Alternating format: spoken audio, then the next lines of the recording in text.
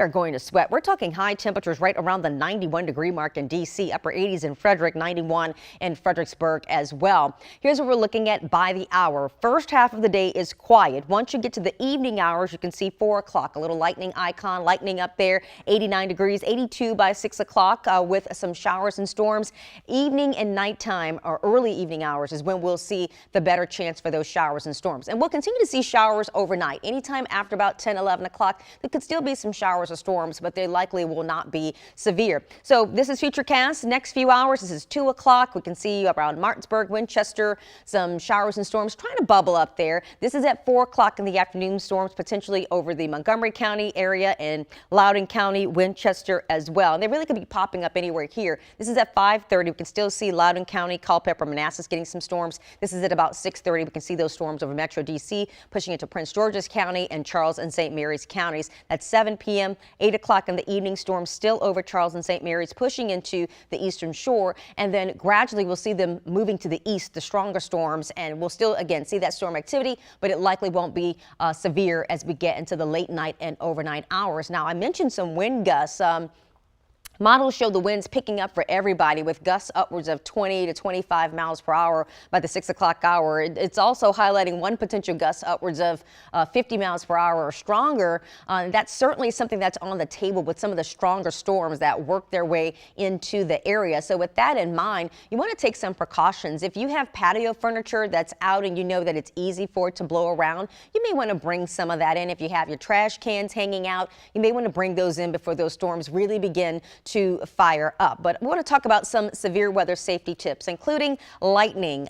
If you happen to be out and stuck in a storm, you want to just get inside. That's the best place to be. If you need to pull over, please try not to do that under a tree. I tell people all the time, a tree is one of the worst places to be when it comes to severe storms. That is because that taller object, the tree which is taller, makes it easier for that lightning strike to occur. And as I mentioned, we're going to have some strong damaging winds today. So if a strong wind gust should come along and knock over the tree, you certainly don't want to be under it when that occurs. Other tips, you may hear something like severe thunderstorm warning or severe thunderstorm watch. We want to make sure you know what that means so you know what to do. Severe thunderstorm watch means there's a risk for the hazardous weather. A severe thunderstorm warning means it's happening now or will be happening soon. That means a severe thunderstorm has been detected for your area. You want to make sure that you can take action to make sure that yourself and your family members are safe. And as I mentioned, the tornado risk is rather low today, but should one occur, want to make sure you know what to do as well. If you hear a tornado warning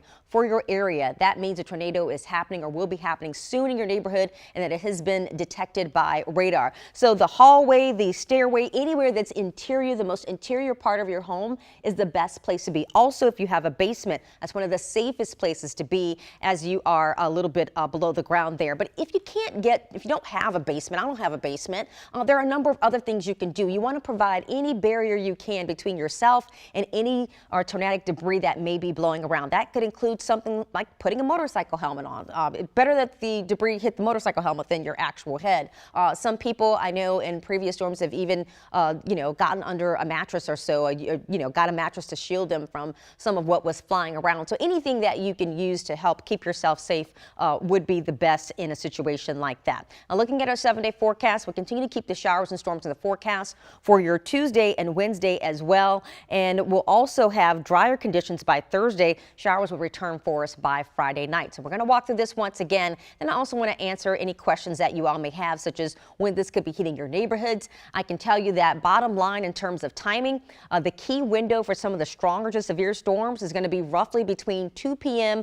and about 8, 9 o'clock or so. That's going to be the window. From Metro D.C., this is Gaithersburg, also Waldorf, all these areas, Prince George's, think more toward 4, 5, 6, 7 o'clock hours. A little bit later start for you is when you could likely run into some of the stronger storms. After about 10 o'clock or so, there'll still be some storms lingering around, but most of them will not be severe at that time. The better chance is earlier this afternoon, especially after we've received the heat of the day. So again, enhanced risk for severe storms across D.C., parts of Montgomery County, Prince George's County, Anne Arundel County, Charles, St. Mary's, the Eastern Shore, headed up through Baltimore, Spotsylvania, Fredericksburg, Manassas, Culpeper, Alexandria, Fairfax, all included within that risk for some of the stronger storms, the enhanced risk for those storms today. If you're in Loudoun County, Frederick, Westminster, Winchester, Front Royal, Hagerstown, there's a slight risk for severe storms, but it's still possible to see them there.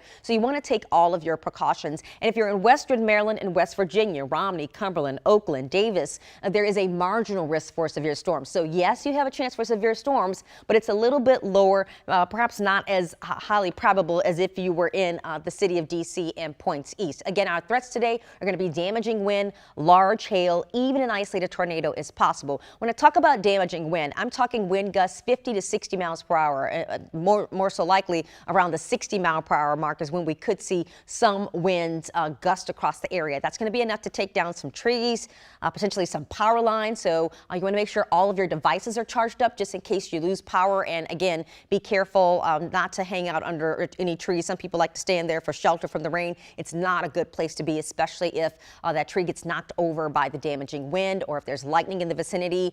You obviously don't want to be under a tree for that, because that makes it easier for that lightning to occur. Also, the hail, what I've been looking at on the models is some of the hail could be quite large. There could be hail upwards of an inch in some areas, which is severe weather criteria. Some models even pointed to hail of 1 3/4 of an inch, so nearly 2-inch size hail.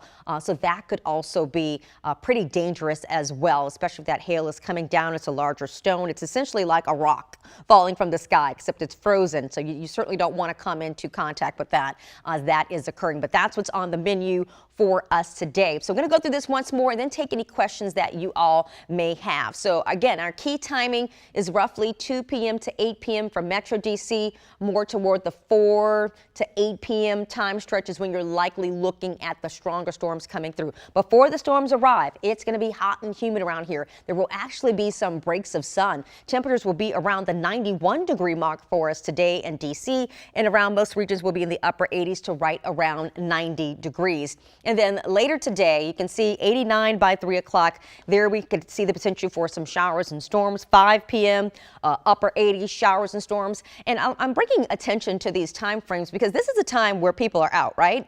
You're picking up kids from school or daycare, or you're getting off work, or maybe you're heading to the grocery store to figure out what's going to be for dinner tonight. So this is a time where a lot of people are out, and you want to take your precautions. You know, if the storm is really bad in your neighborhood, maybe a better idea is to be, I'll go to the grocery store once this passes. That might be a better option for you. And keep in mind, when you're driving in this, the rain could be so heavy, it could be hard to see, very much in front of you. And then you've got that nasty backsplash from all of the big trucks and other cars. So it could get a bit slick out there once these storms really get going and producing that heavy rain. By 7 p.m., still some showers and storms. We're in the upper 70s, 78 by 9 o'clock tonight as well. Looking at futurecasts for the next few hours, the first half of the day is quiet.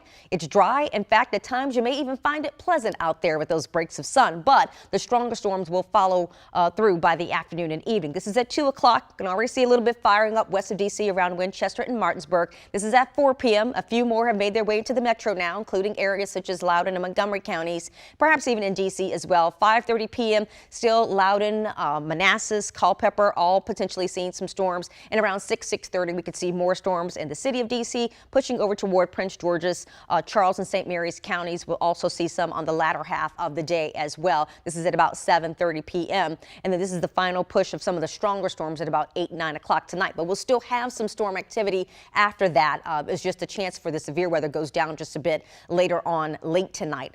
Think 10, 11 o'clock or so. We could see them lose a little bit of their steam. Again, just warning you, under a tree, not a good spot to be.